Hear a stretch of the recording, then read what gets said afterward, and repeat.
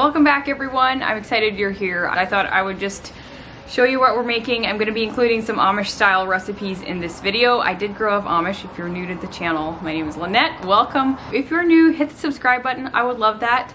And let's get right into it. There's always different types of foods associated with different cultures you're a part of, and such is the case for us. We are currently Mennonite, so the culture is still a big part of our life. I'm very thankful for it. First meal is going to be poor man's steak and mashed potatoes. It's one of my husband's favorites, and I don't make it nearly often enough, but I'm going to do that tonight. I had some ground beef that I wanted to use.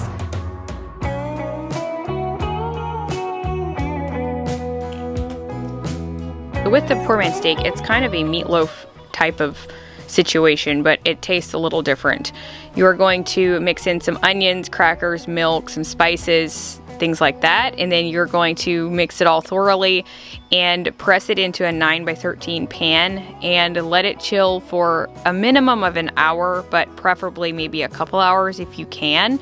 And then you're going to cut it into slices, and I'll show you what I do after this. I will have the recipe in the description box for you written out, so make sure you refer to that. That is underneath the title of my video. Okay, so I'm going ahead and prepping my mashed potatoes. I just cook the potatoes until they're soft usually. I generally use red potatoes, but you can use the Idaho potato as well. That works just fine. The other thing I need to do is prep the sauce that goes over the poor man's steak, and that's based off of cream of mushroom soup. I'm using some things from Walnut Creek Foods here. I'll talk about them in a little while, but I'm just mixing it together super easy, and I like to put in some Greek seasoning in here. It just adds a little bit of a better flavor. So here's the poor man's steak. I'm going to go ahead and cut it like I mentioned, and then we're going to take it out on the grill.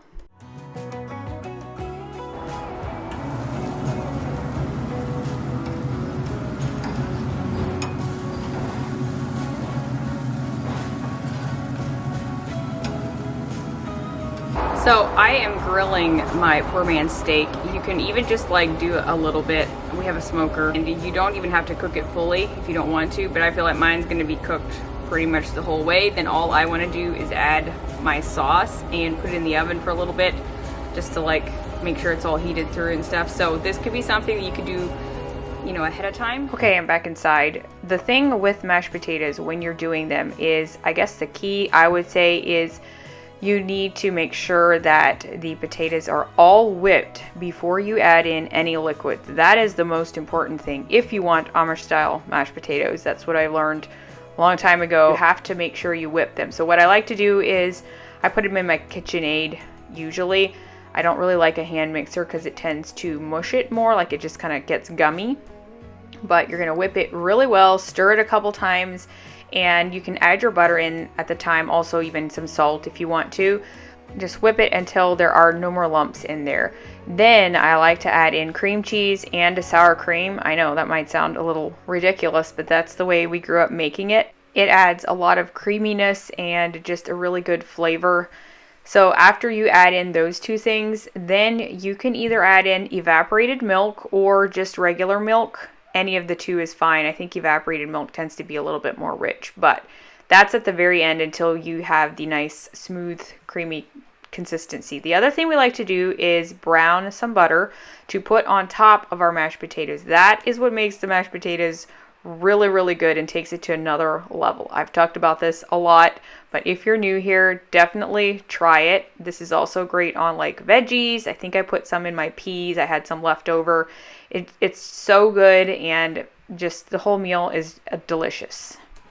If you don't know how to brown your butter, basically you're just cooking it in a saucepan and you're going to melt it. You're going to keep cooking it until it starts to kind of turn a little bit brown, and that's what makes it so good. The whole family loves this meal, and hopefully you do as well.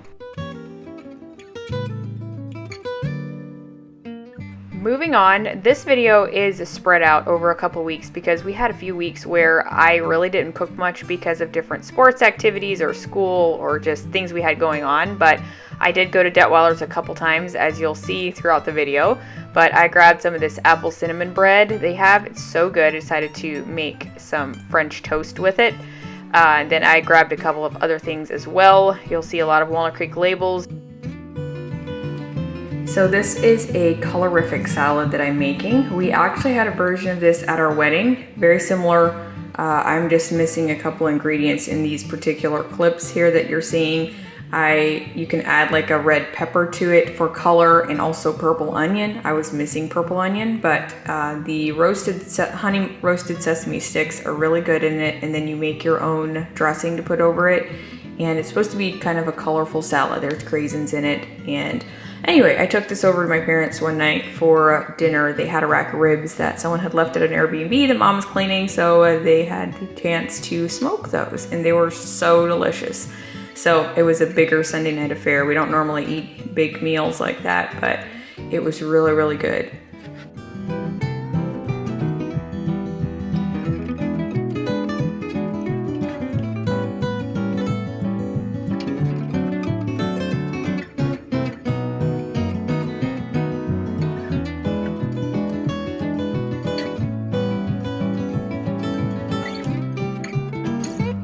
So the next thing I'm going to make is a peanut butter cream pie, and these are very traditional in the Amish Mennonite culture.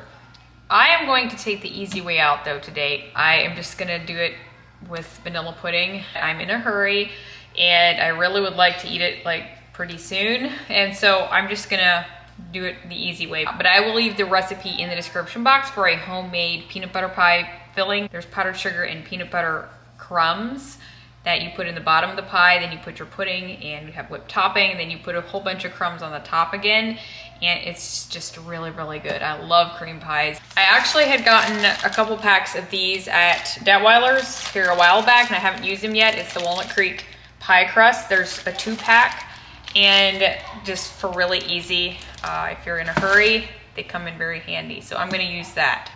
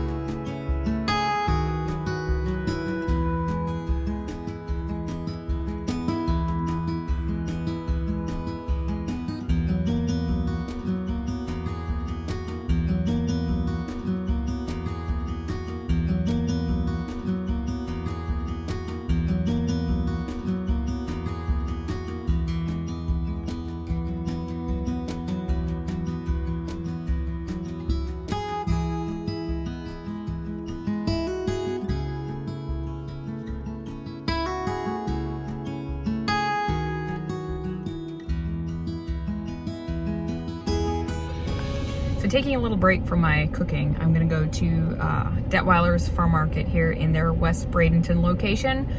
Detweilers are friends of ours, they're church friends, and they have 6 locations in the Sarasota area.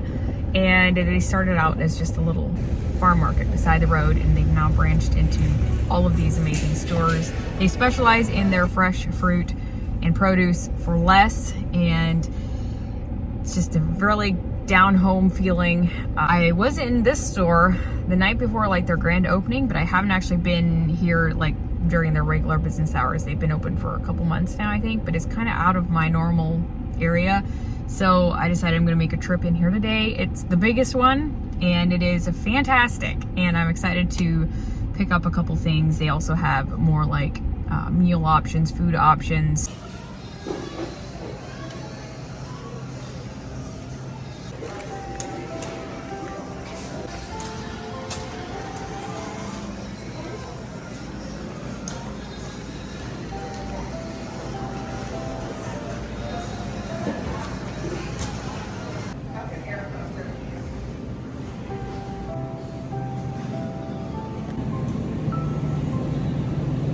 I am wanting to grab some Walnut Creek Foods products as well. I love shopping with them. I love their products. I grew up with Walnut Creek Foods products. They are based in Holmes County, so they have 2 store locations that you can go visit. Walnut Creek Cheese is what they're called, but then their branding is Walnut Creek Foods. So they make quite a lot of products themselves, but they also do distribution to just a lot of stores across the United States, especially in the Amish Mennonite communities. So they have a lot of deli meats, cheeses, they have bulk food items. And if you do go to Holmes County, Amish country, definitely go check out their stores. It's in Walnut Creek and Berlin. They have 2 locations. If you are not able to, find their products near you, you can shop online for a wide variety of products as well. You can use my code Lynette for 10% off of your online order. So I'll leave all of that in the description box, and you can place a shipping order if you're in the United States, but I'll leave that in my description box. So thank you to Walnut Creek Foods for sponsoring today's video.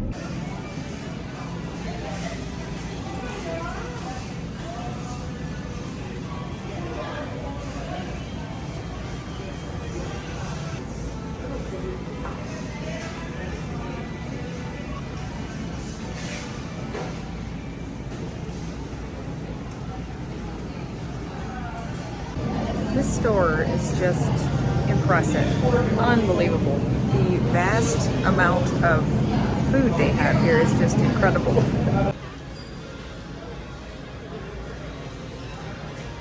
Okay, quickly show you my Detweiler's haul. It's getting a little warm.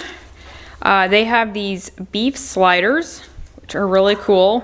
So I got 2 packs of those, some slider rolls, boneless, skinless chicken thigh. I got some coconut milk and some butter, salted or unsalted and salted. I grabbed some cheddar slices, sour cream. This is also coconut. I'm going to be making like a blue spirulina smoothie, hopefully. Some cream cheese, and then more of those apples. I grabbed a thing of mild cheddar to shred. Just clean it up with the towel, okay? Uh-oh, let's not have it dump again. Clean it all up, good job. And then the West Bradenton store has these take and bake pepperoni pizzas. The crusts are just amazing. So I grabbed 2 of these tonight because I think we're gonna go out on the boat and I wanna eat like an early dinner. I wanted something really easy since I was gone this afternoon, and I could just pop these in the oven. So that is my haul from Detweiler's. Not super big, but still some staples that I needed.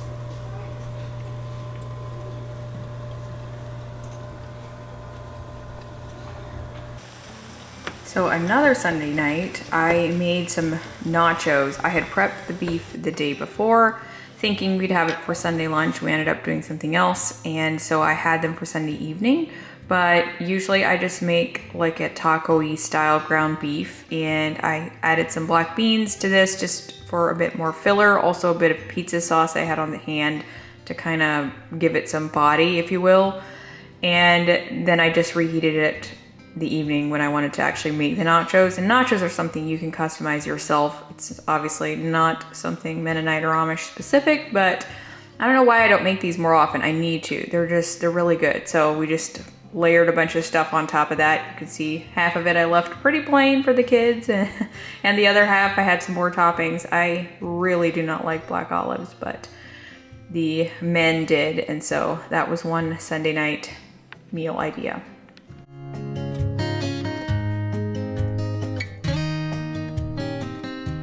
The boys had a play date one day, so I made some really easy garlic naan pizzas. Just buy these little naan bread at Aldi, and I put some pizza sauce on it, some cheese, pepperoni, and then cut up some pineapple. Super easy.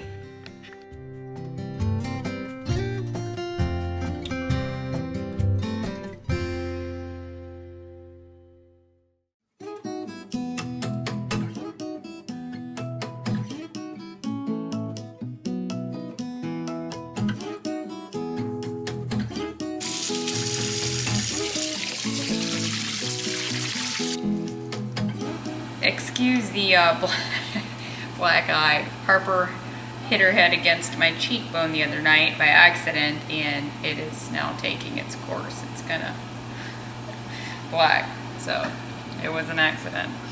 Anyway, so I'm making some garden tea, mint tea, whatever you want to call it. I think we would usually have called it mint tea growing up.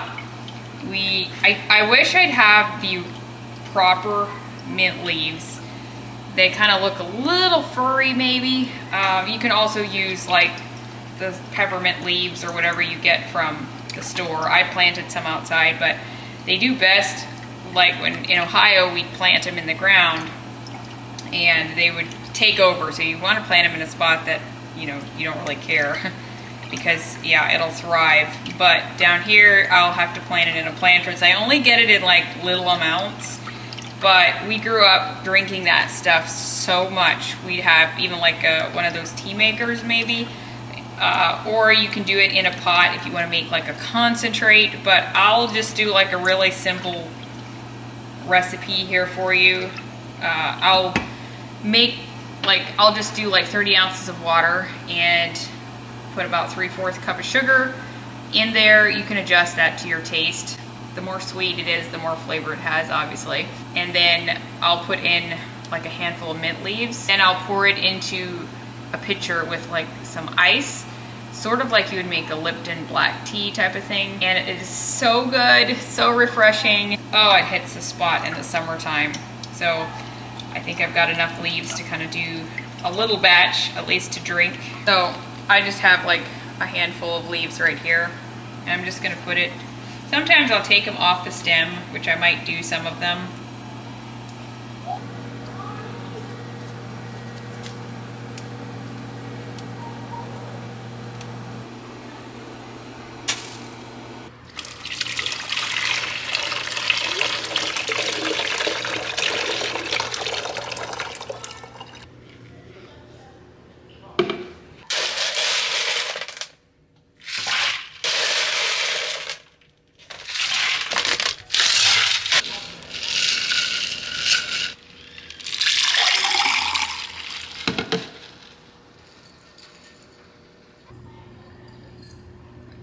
That's perfect. Basically, just pour it over ice. It doesn't make like a whole amount. This is a fairly large pitcher, but it's so, so good. The next meal I'm going to show you is twice baked potatoes and a grilled chicken. I went ahead and scrubbed my potatoes. I was going to do them one evening and then I decided to leave them till the next day. So that's what I did. I also marinated the chicken in Italian dressing, zesty Italian, for a day. You can do that for a couple days usually if you want to. First of all, you're going to bake your potatoes and for around an hour, and then you're going to scoop out the inside, leaving a little bit of an edge there just so there's some structure to the potato. And then you're going to scoop out the filling and mash it kind of like mashed potatoes in a sense. That's how I do it anyway. And I don't really have a specific recipe, but I put in some butter and whipped it together, added some salt. You can add in garlic powder or salt if you want. And then I put in some sour cream, and I think I had some cream cheese as well.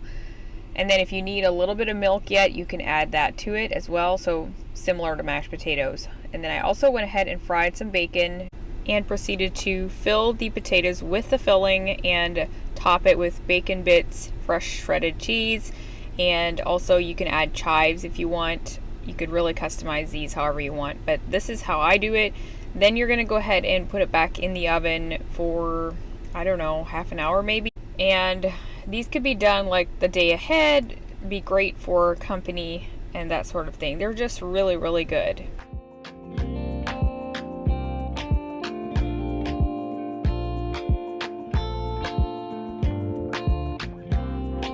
Okay, the next recipe is something that's called ricotta chicken and rice. This is a Belizean style meal, but I feel like I've only ever seen it made in like our Mennonite settings, and then obviously if you're a native to Belize, I'm sure that this is not necessarily completely accurate, but I've had Belizean ricotta chicken and rice when I visited there, and it is so delicious. There's nothing like it. I will say I do not have the actual ricotta seasoning directly from Belize. Sometimes that you can get your hands on some, but it's not readily available. But there is another one that I will link below that I actually buy from Amazon. It's very similar and it works as a second best to it. It is so good. You actually want to make this even the day ahead or something if you can, and I'm making an extra batch to put in the freezer to pull out for later. It is great for company. It's great for Sunday mornings, especially because you can put it in the oven and have it cook on low all morning basically while you're at church. And that's going to be the case here. So I will leave the recipe below. It is actually my friend Heidi Swartzentruber's recipe. I think she got it from someone else and I have permission to share it with you all.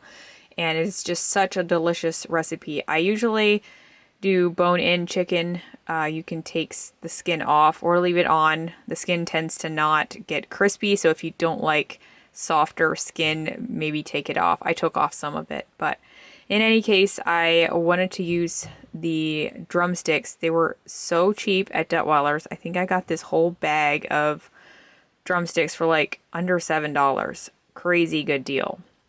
And then I also had some thighs that were boneless, skinless, kind of. The skin was somewhat removed.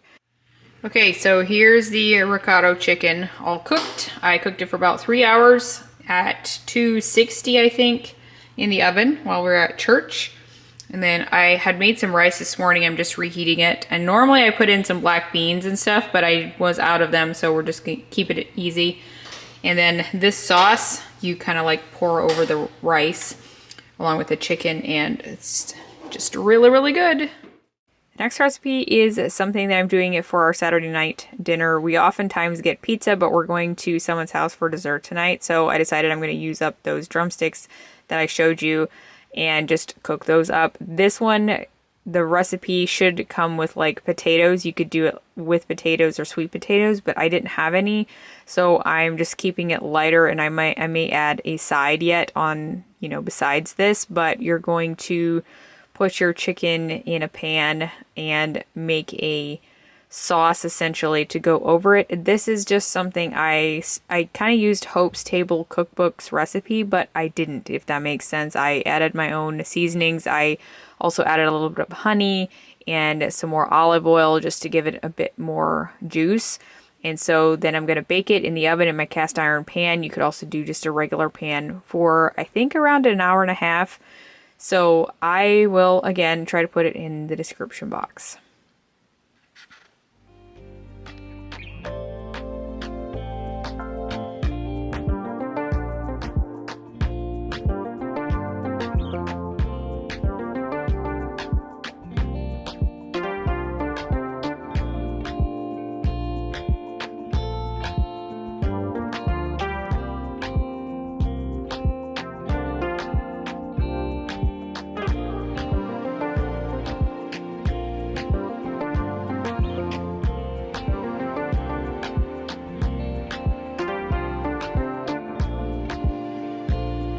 That is going to conclude the video for this week. I hope you enjoyed it. Hopefully it gave you some inspiration. And as always, check out Walnut Creek Foods in the description box and see what they have or find them in stores near you. I hope you all have a very wonderful week and look forward to seeing you next time. Bye guys.